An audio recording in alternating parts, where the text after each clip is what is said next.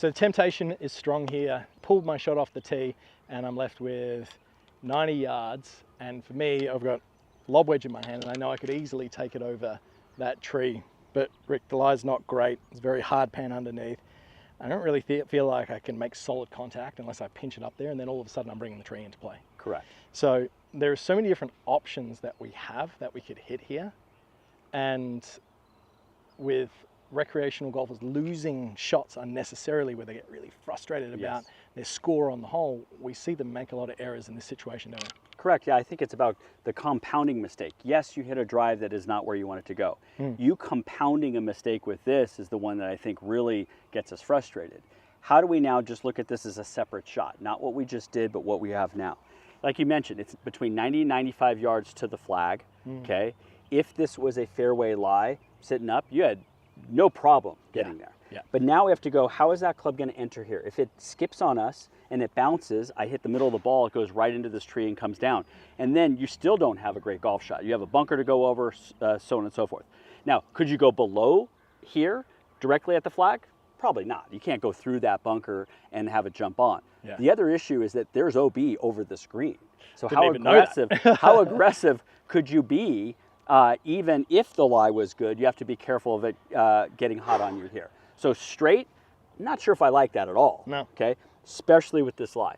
So what would come out off a hard pan lie usually is a lower ball flight anyways. So why don't we use what the lie allows us, but now change also how this, how this hole is designed.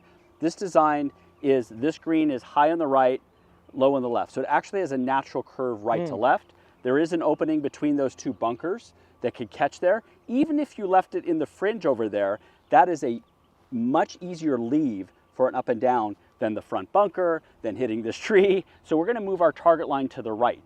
Now, based on how you like to hit low punch shots, two things. One, of course, we gotta get past the tree trajectory-wise. Yeah. And then how is that ball gonna run through the grass?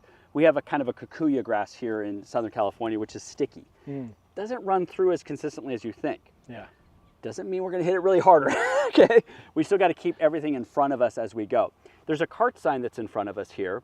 I don't think we need to go much more right of that. Yep. But if we hit there or slightly left, it will hit a contour, and I think the end goal is the fringe just to the right of the green. And I think assessing that, and taking in all this information, and also I'm starting to look for confirmation bias within myself that this is the right shot, because I look at where that cart sign is and to the left, you can see the trees are actually a little bit higher as well. Correct. And all this is now starting to build some confidence around this execution of the shot that I'm about to play.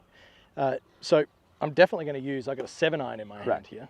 And kind of back to the compounding mistakes. So if the shot now, let's say it gets past this tree, it's not in a fantastic spot. You pitch on, you two putt, you make bogey.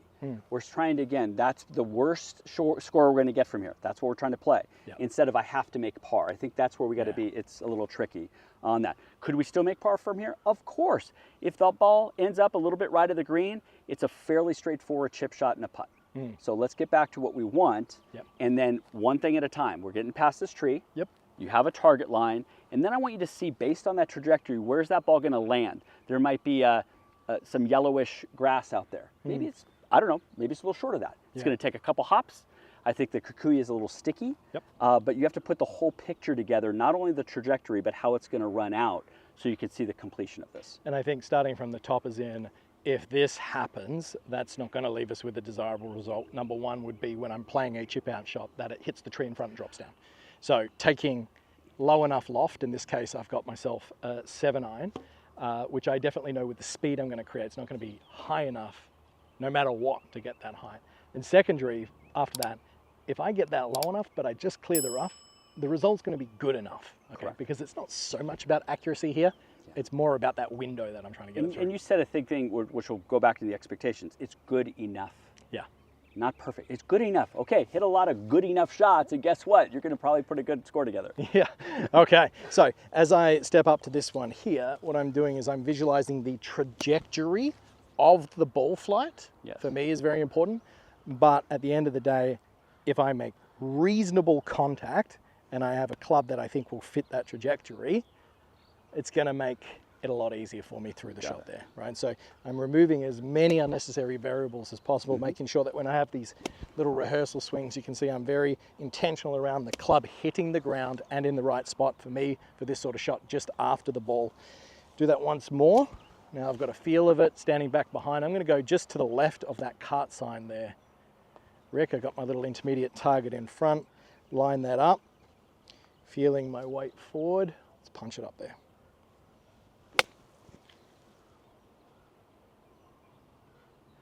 And that's the thing, that started well left of where I intended. The kike grabbed it like you wouldn't believe. Yes. But because we went through that process of assessment, execution wasn't as great as I would like, but upon reflection, I'm very, very happy with that result. Definitely, quality shot. And again, the worst you're gonna make from there is bogey. We haven't compounded mistakes. We kept reasonable expectations, and you hit a good enough shot, didn't you? Mate, love it. Thanks for watching this video. YouTube thinks that you would benefit from watching this one next. So click that card and it could be the tip that you need to take your game to the next level. I'll see you next time.